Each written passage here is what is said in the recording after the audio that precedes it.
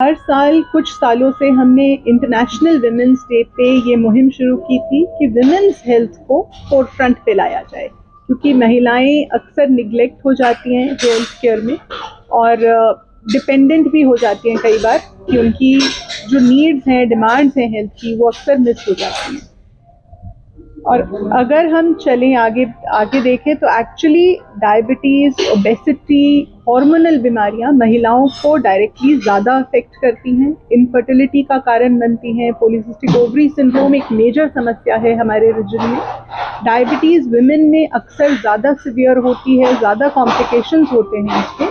और इसी तरह से बाकी भी थायराइड इलनेस, जितने भी हार्मोनल बीमारियां हैं, विमेन उनके लिए एक स्पेसिफिक चैलेंज होता है, क्योंकि थ्रू आउट जैसे रिप्रोडक्टिव ईयर्स होते हैं, पहले प्यूबर्टी आया, फिर प्रेगनेंसी हुआ, फिर मेनोपॉज हुआ, हार्मोनल फ्लक्चुएशंस महिलाओं में ज़्यादा होती हैं, इसलिए उनमें खतरा भी प्रॉब्लम्स का ज़्यादा है और अनफॉर्चुनेटली ये चीज़ निग्लेक्ट हो जाती है। तो इसलिए ये जो विमेन एंडोक्राइन केयर का इनिशिएटिव था, ये एंडोक्राइन सोसाइटी ऑफ इंडिया का इनिशिएटिव है जो हम हर साल रन करते हैं। इस साल चंडीगढ़ में हम ये कर रहे हैं, 2 दिन की कॉन्फ्रेंस है बड़ी, जिसमें ऑलमोस्ट पूरे भारत से और इनफैक्ट भारत के बाहर से भी कई डेलीगेट्स आ रहे हैं। टोटल 700 डेलीगेट्स हमारे पास आएंगे। 2 दिन हमारे साथ इसमें वार्तालाप चलेगी कि कैसे हम इस चीज़ को सुलझा सकते हैं। और उसी के पार्ट में हमने हमारी सोशल बॉडीज़ को भी इन्वॉल्व किया था कि आप हमारे साथ जुड़ें और एक वॉकथॉन हम स्पेशल करें अगेन विमेन हेल्थ अवेयरनेस। जो हमारे डेलीगेट स्पीकर्स आ रहे हैं, एक तो यूएसए से पुराने जो वर्ल्ड ओबेसिटी फेडरेशन की प्रेसिडेंट डॉक्टर डोना रायन आएंगी। एक स्पीकर हमारे पद्मश्री अवार्डी डॉक्टर निखिल टंडन, जो एम्स के head of the department of professor और डीन भी हैं अभी, वो भी हमारी फैकल्टी में हैं। बाकी हमारे एंडोक्राइन सोसाइटी ऑफ इंडिया के प्रेसिडेंट डॉक्टर कौशिक पंडित, वेल्लोर से लोग हैं, चेन्नई से हैं, हैदराबाद से हैं। सो ऑल अक्रॉस इंडिया जो हमारे स्पीकर्स आ रहे हैं। पर्पस ये है कि एक तो हम साइंटिफिक डिस्कशन को बढ़ाएं कि क्या हम कर सकते हैं एज डॉक्टर्स, बट इसमें हमारे 2 इनिशिएटिव्स पब्लिक के लिए भी हैं जहाँ की हम लोगों से कनेक्ट होना चाहते हैं। सो एक तो वॉकथॉन है जिसमें हमने rotary club, senior citizen club, काफ़ी सारी सोसाइटीज़ को इन्वॉल्व किया है, वो संडे मॉर्निंग करेंगे। दूसरा, हम एक हेल्थ अवेयरनेस मैगजीन भी इस कॉन्फ्रेंस में लॉन्च करेंगे, जो कि ईएसआई का इनिशिएटिव है, ईएसआई ओबेसिटी बुलेटिन करके, जो आम जनता के लिए हम लॉन्च करके उसको रिलीज करने वाले। इनके लिए यही चीज़ हम हाईलाइट करना चाहते हैं कि सिर्फ बायोलॉजिकल फैक्टर्स नहीं महिलाओं में ज़्यादा इम्पोर्टेंट, सोशल फैक्टर्स भी बहुत इम्पोर्टेंट है। कुछ गलती हम महिलाओं की भी होती है कि हम दूसरों की केयर देखभाल में लगे रहते हैं, अपनी केयर नहीं करते। तो सेल्फ केयर बहुत ज़रूरी है। ये भी हम मैसेज आम जनता को अपने जितने भी अवेयरनेस एक्टिविटीज़ हैं उनके थ्रू करेंगे। इनफैक्ट हमारा हर हफ्ते एक फेसबुक लाइव भी अभी चल रहा है ईएसआई का, जिसमें कि आम जनता के लिए ये मैसेजेस बार बार जा रहे हैं। महिलाओं में बहुत सारी प्रॉब्लम्स हैं जो कि डिफरेंट है, जैसे कि जेस्टेशनल डायबिटीज़ ही देखें। ऑलमोस्ट अभी जो नया है कि 24 से 25% विमेन को जेस्टेशनल डायबिटीज़ हो जाती है, जो बच्चे की हेल्थ नहीं उनकी हेल्थ को भी आगे अफेक्ट करती है। और बहुत बार ऐसा हुआ है कि पेशेंट उस टाइम ट्रीटमेंट करा लेते हैं क्योंकि उनको लगता है कि बच्चे बहुत ज़रूरी है, बच्चे की हेल्थ ज़रूरी है, जो कि बहुत ज़रूरी है भी। बट आगे चल के इनमें से 50 से 70% लेडीज़ टाइप 2 डायबिटिक बन जाती है।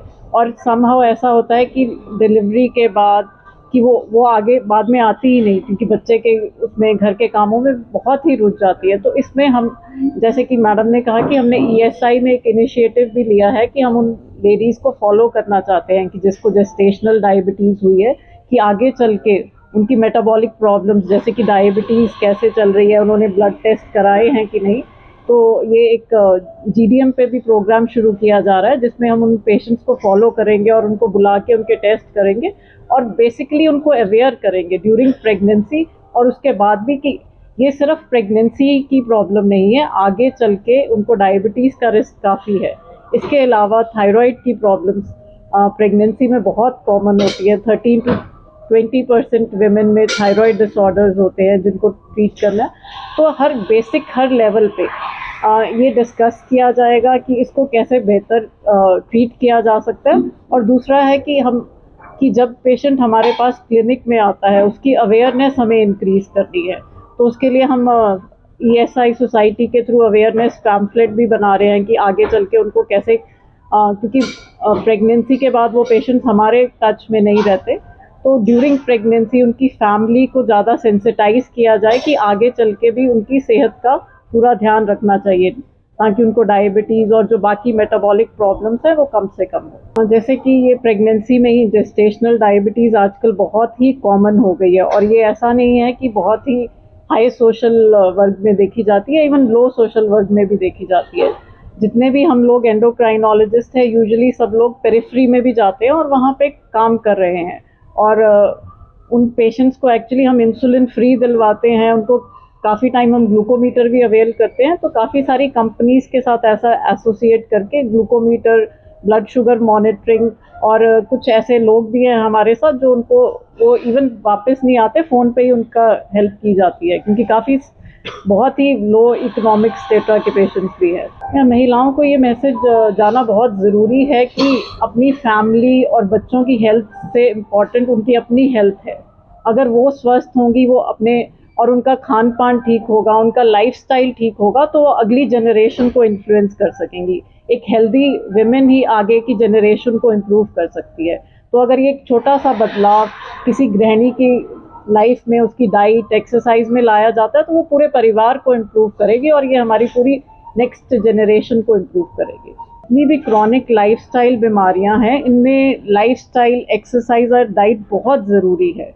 तो उसमें एक योगा भी आता है, वॉक भी आता है, तो वो हम सब उसके बारे में डिस्कस करेंगे, और आगे इसको कैसे सोसाइटी तक पहुंचाया जा सकता है उसके बारे में भी डिस्कशन होगा कि, और वो आगे शायद हम आगे इसके कैंप्स और अवेयरनेस प्रोग्राम भी आगे करने की कोशिश करेंगे।